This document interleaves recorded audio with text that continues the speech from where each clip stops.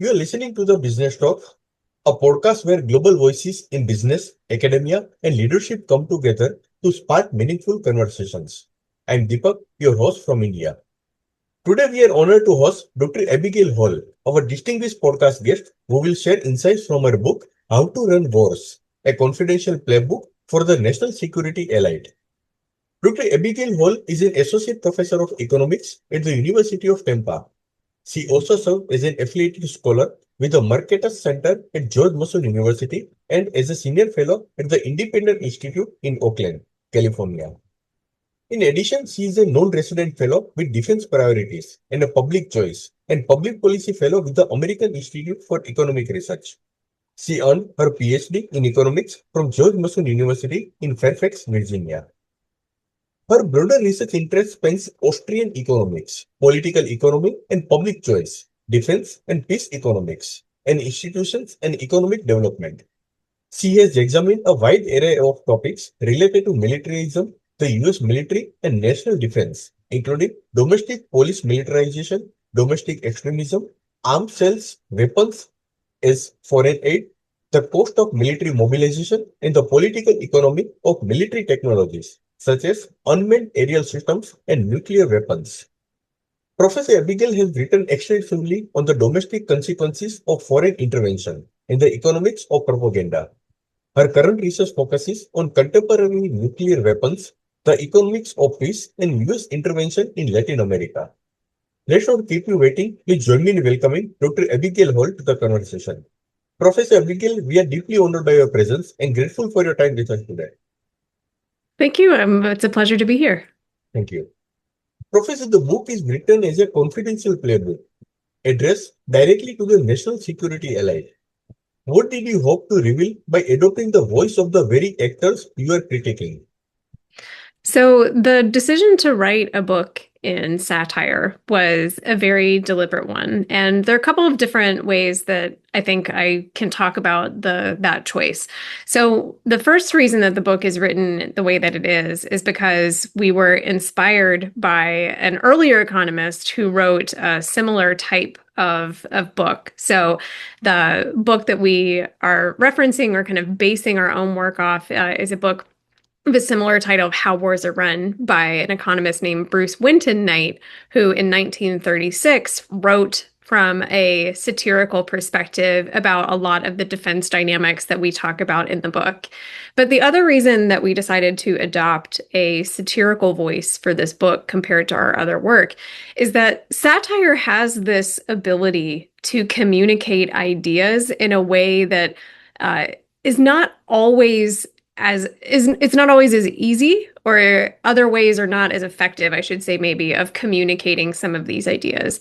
So satire is intended to be, at least in our case, humorous. It's also really dark in places, but we're hoping that by having that combination of kind of a dark humor related to a very serious subject, that it may get people to think more critically about a topic that they might not otherwise engage with as frequently. Please you describe how national security elites set the narrative and control the flow of information to maintain public support for war. Could you walk us through one real-world example of how this narrative control actually works in practice? Sure. So, in this part of the book specifically, and we start our playbook with an instruction to its readers to, quote, control the narrative. And we walk through various ways that this can potentially be accomplished. And one of the things that we do here, as well as throughout the book, is we provide a lot of examples for how that type of narrative setting and narrative control can be implemented and maintained. So one example that we use within this book, as well as in some of our other work that looks at domestic propaganda specifically, has to do with the way that the George W. Bush administration in the early 2000s worked to frame the narrative surrounding what ultimately resulted in the US invasion of Iraq. So we talk about, discussing and making sure that within the context of media, that you are having media promote or at least report on kind of the desired talking points of the administration.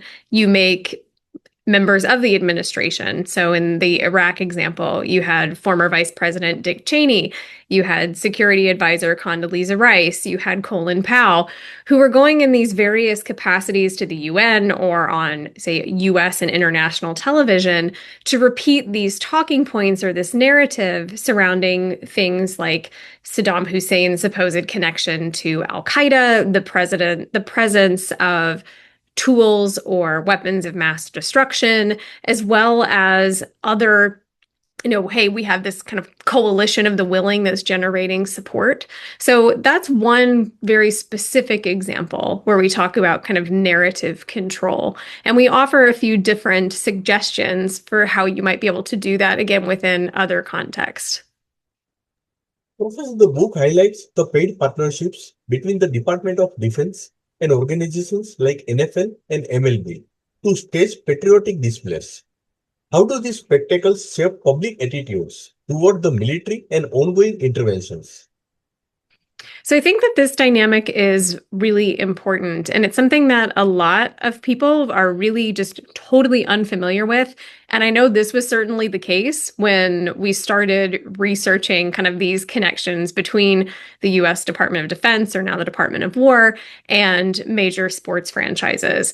So if you have the occasion to watch or to attend a US sporting event, particularly at a national level, so something at, say, the National Football League or an NFL game, you will notice that a lot of the ceremony kind of before the game and even at parts during the game is really steeped in this kind of deep patriotism. So you'll see things like jets flying over in the most recent Super Bowl, or full field flag displays, members of, the National Guard or the Marine Corps singing the national anthem or some other type of patriotic song, surprise homecomings of troops, and so on.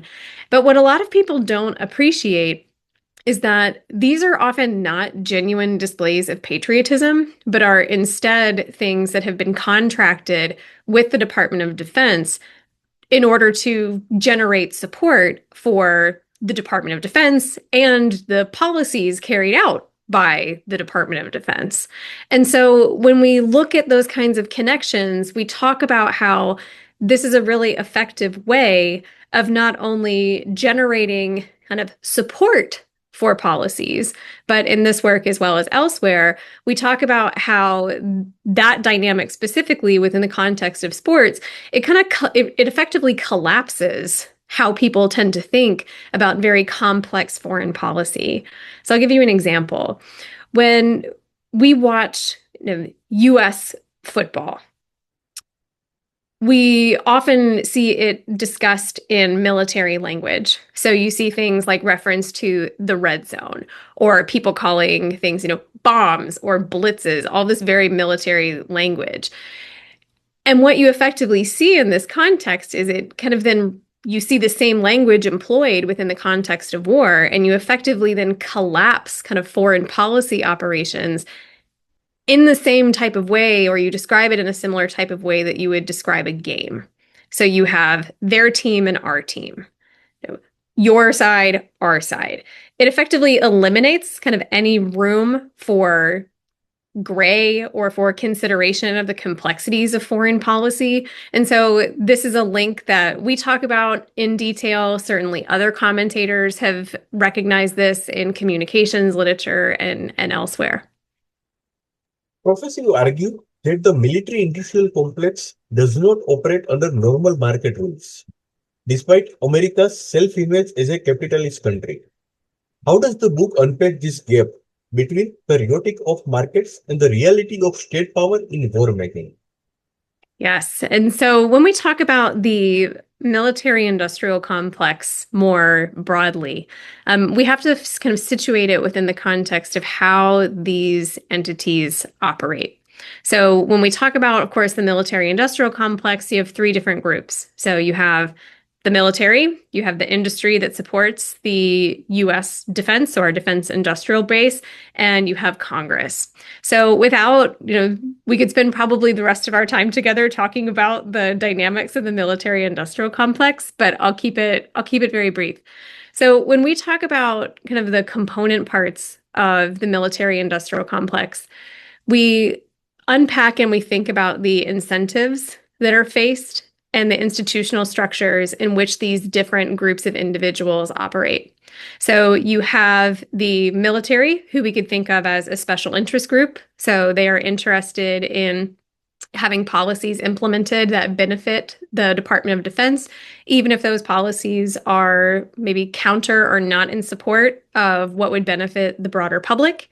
At the same time, you have industry, which again, I realize Department of Defense we would consider to be a bureau, excuse me, not exactly in this context, a special interest. The special interest that we do have, however, would be all of your kind of cornucopia or your massive number of defense contractors within the US. You could think about foreign governments within this context. And what are they incentivized to do? They're incentivized to push for policies that are going to benefit their group at the expense of others. You have Congress, who is looking to win re-election or looking to be elected. And so what are they going to do? They're going to adopt policies that are going to help them win re-election. And what we find is that often those policies are not necessarily to the benefit of voters, but are related to the special interests that we see in the context of our defense industrial base, and then also related to what bureaus like the Department of Defense are pushing the information that they're offering to Congress and so on. Professor, satire runs throughout the book, but the underlying evidence is deeply serious, covering censorship, propaganda, and the cost of war in treasure and blood. How did you balance humor with the moral gravity of these topics? I really appreciate this question because it was something that we worked with kind of very carefully. And we had a lot of conversations, my co-author and I, about, is this enough? Is it too much? Kind of how do we find that balance? Overall, I'm pretty pleased with the end result. I think that we were able to, again, kind of toe that line in a way that at least the feedback that we've gotten has suggested that it's been effective. But one of the things that we were really careful to make sure that we did was that in presenting this information, we wanted to make sure that everything that we talked about was rooted in factual events. So what readers will find is that even through this, the dark humor and through the discussion, is that the events that we're talking about, the quotes that we use throughout the book, all of them are taken from real individuals working within the US government as well as elsewhere. They're all events that happen. The data is all factual. And so it was really that combination of, and showing people kind of, hey, these things that we're talking about, which sound very absurd potentially in this kind of satirical voice, have actually occurred. And we have the facts to illustrate that. Professor, one of the claims you give is that a free society requires a proactive national security state that must therefore manage and censor media. Why is this logic so seductive, and what are its most dangerous consequences? So there's a lot that we could potentially say about the kind of interaction between the national security state and media. So as I mentioned at the beginning of the book, we say that the most important thing, if you are a member of the national security elite, is to set and control the narrative. And so one of the things then that becomes necessary is, well, who is delivering that message? And even though a lot of times people talk about, oh, nobody reads newspapers anymore, people are constantly looking at, X or Twitter, or they're looking at other social media apps for their news. The reality is that most people are still getting at least some of their news through standard media channels, so primarily through things like television. And so what we do is we talk about how elected officials have historically and can contemporarily use these relationships to help set the narrative. So the example that we talked about a few moments ago related to the buildup and the lead into the war in Iraq is another really illustrative example of this dynamic where you have, for instance, the administration giving talking points to quote unquote objective experts who would then be available for comment on US news stations. And they're repeating these talking points as though, again, they're from an objective expert perspective as opposed to White House talking points. Other ways that we talk about this as well is we talk about the importance of things like embedding journalists. So again, in war reporting, this is a common phenomenon where the US government will allow certain journalists to go into the field with military units. Now, this creates really perverse incentives because if you're a journalist, you probably are not going to want to report badly about the people who are, responsible for protecting you, and also people who you're spending time with who you probably like. So it creates an incentive in that way. But also, in the event that someone does want to report something critical, the Department of Defense can revoke that person's kind of credentials and bring them home. So you have these kinds of incentives. We also talk about how, in theory, you can overcome those types of obstacles if you have enough kind of people, or it's what's called the soda straw effect. So like you're looking through a plastic straw. If you have enough straws, you can get a complete picture. But what we highlight in that example, as well as others, is that we often don't get that type of complete picture. And of course, we do talk in a bit of detail, though not as much as maybe we could, about what has been happening historically with social media. So in particular, kind of the integration and the relationship between the US government and historically Facebook and Twitter. Professor, the playbook shows how elites sanitize war to keep the public from seeing its brutality and dehumanization. In your view, what are the most important realities of war that the American public almost never sees? Whew. There are quite a few things. So I think that we could approach that, or I would say, there are two things that I think are largely there's a lot of things that are largely underappreciated, but I'll constrain myself to two of them. So one is that I think most people within the US don't appreciate the financial impact of war. And that's been something that's been very deliberate. So since the Vietnam War, you've seen this shift away from direct means of financing conflict. So by direct means, I mean things like increasing taxes. So that was something that occurred specifically in World War II. You see the widespread introduction of income taxes in the US. You also had things like bond issues. Now, the problem with those, at least what we say is the problem, is that it puts people too close and it provides too much of an opportunity for the public to monitor the actions of government within the context of foreign policy. So, because if my taxes are going up to support, say, contemporary US operations in Iran, if I don't care about Iran normally, I might really start to care if my tax rates go up. So what's happened historically is we've seen this shift toward debt financing. And this debt financing is important because it's a form of what we call cost concealment. So it allows government to kind of increase the scope and the scale of its activities without people really understanding or appreciating the fiscal realities, because the bill comes due much later. And from the perspective of our elected officials, oftentimes that bill is coming due definitely by the time they're out of office, but it might not even come due until after they're dead. So that is something I think gets lost on a lot of people. And again, I think that's purposeful. The other thing that really, I think, gets lost is the erosion of, or the consequences of, foreign intervention on domestic institutions. So we touch on it in this book, but in kind of the first book that my co-author and I wrote together, it's called Tyranny Comes Home. It came out in 2018. We talk about these dynamics specifically, how we tend to think about foreign policy as occurring away from the US, and it doesn't necessarily have a lot of intensive impacts, or at least the tools and tactics of foreign intervention don't really factor into people's thinking when we talk about domestic life. But what we show in that work, and what we also again talk about here in this book, is that the tools and tactics developed for use abroad can and do come to be used domestically, even in spite of having kind of our existing constitutional and other types of constraints. And that is a dynamic that I think is fundamentally ignored, or again, ignored maybe is not the right word.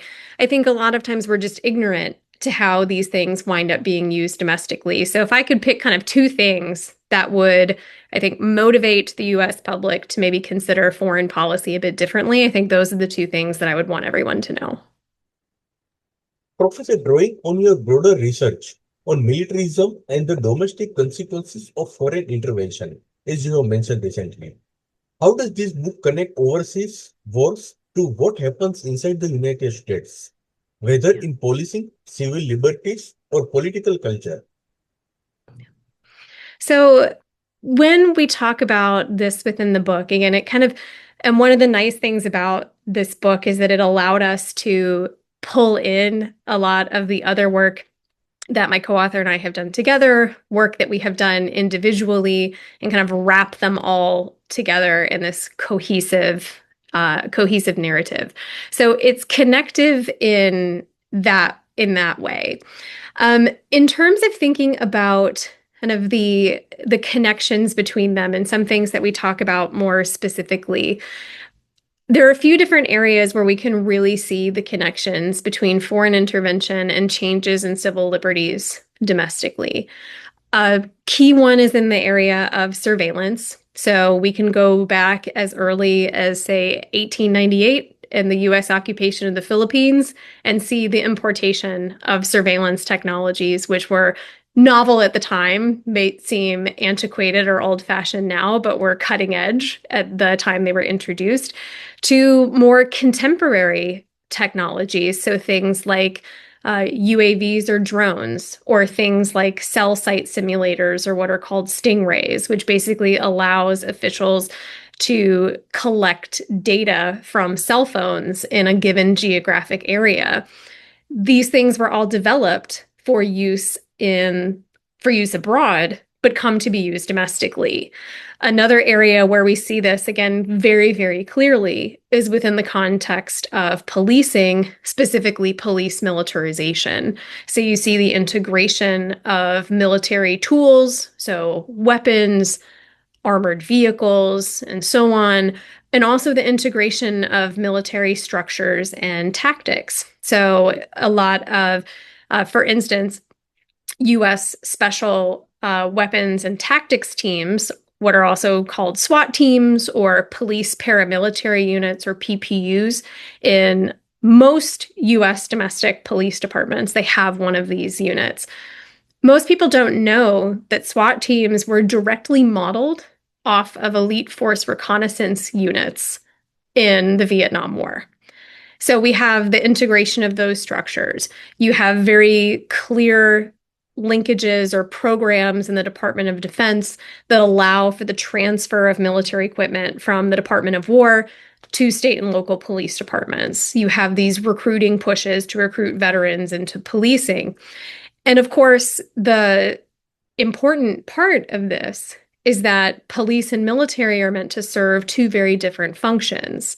So one of the big consequences then, or one of the big questions is, what happens when those differentiating margins start to blur together? What happens when you start to see police acting more like the military?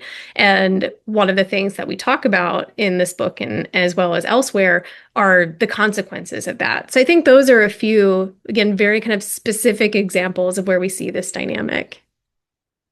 Professor, the book is inspired by the 1936 classic How to Run a War and updates that satire for today's national security state. What has changed about how wars are run since the 1930s, and what disturbingly has stayed the same? So it's this is again, I really appreciate this question because there are a lot of things that are very much the same as they were in the 1930s. So we think about the incentives facing political actors. We think about the incentives facing you know, the Department of War. of special interest groups. We think about the role that citizens play and the dynamics that we talk about in this book and that others have talked about and that we've talked about in other places.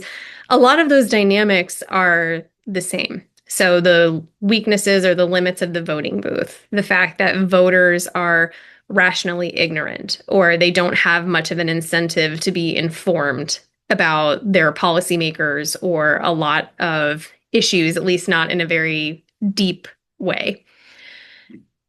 Those dynamics are present in the 1930s and they're present in 2026. Scarcity, incentives, people acting in their own self-interest. Adam Smith talked about it in 1776. Bruce Winton Knight's talking about this in 1936, and we're talking about it now. There are some things, though, that I think are meaningfully different within the context of kind of contemporary policy. The big one, of course, is something that we've talked about already, which beginning in the 1940s and then really getting solidified by the time we get to the 1950s, is you see the introduction and kind of solidification of that military-industrial complex, which President Eisenhower talked about specifically in his farewell address, but is something that you are seeing some of the seeds of when Bruce Winton Knight is writing, but is not really that iron triangle, as we might call it, hasn't really been introduced yet. And so some of those really entrenched dynamics are, I think, a key differentiator between kind of the last, say, 90 years. Professor, before we wrap up, one final question. You write that the truth about America's endless wars might make readers laugh and then really angry. After people finish this book, what forms of awareness or action do you hope their anger will channel into? So, one of the things that I know I often get asked are about these kinds of action item questions. If people are upset about things, what do I do? And one of the things that I think is really challenging, and this is something, again, that I've encountered quite a bit, is that one of the things that this book does, and a lot of my other work does, is it's very kind of diagnostic in terms of its goal. Like it's very clearly highlighting, or at least hopefully very clearly highlighting, a variety of problems with the current way that government operates.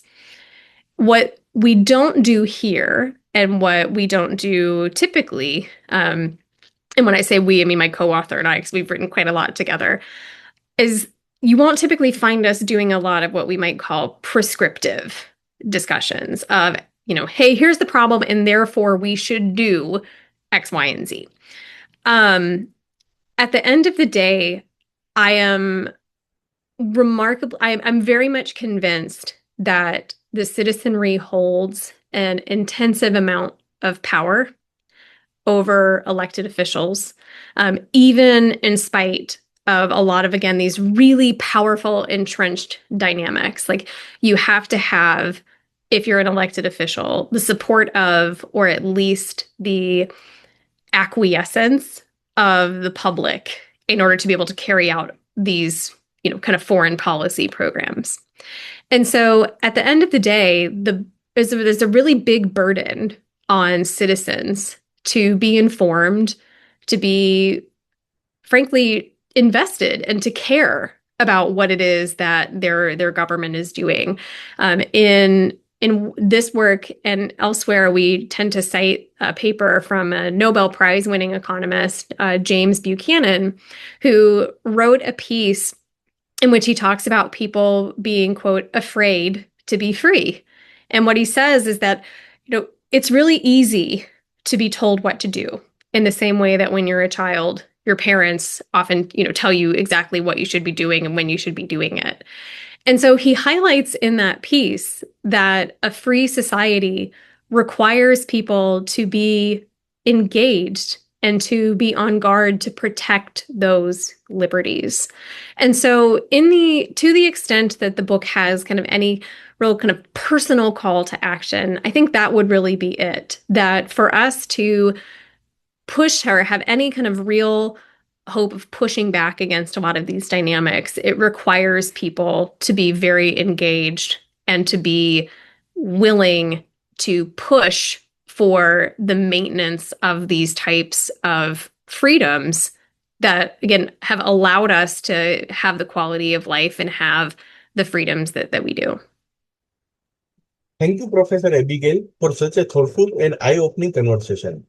Your insights into the national security state, the realities of war, and the power of narrative have given us a lot to reflect on. We truly appreciate you taking the time to share your work and perspectives with our listeners today. It has been a privilege to learn from you, and we look forward to following your ongoing research and future projects. Thank you once again. Thank you so much. It was a pleasure.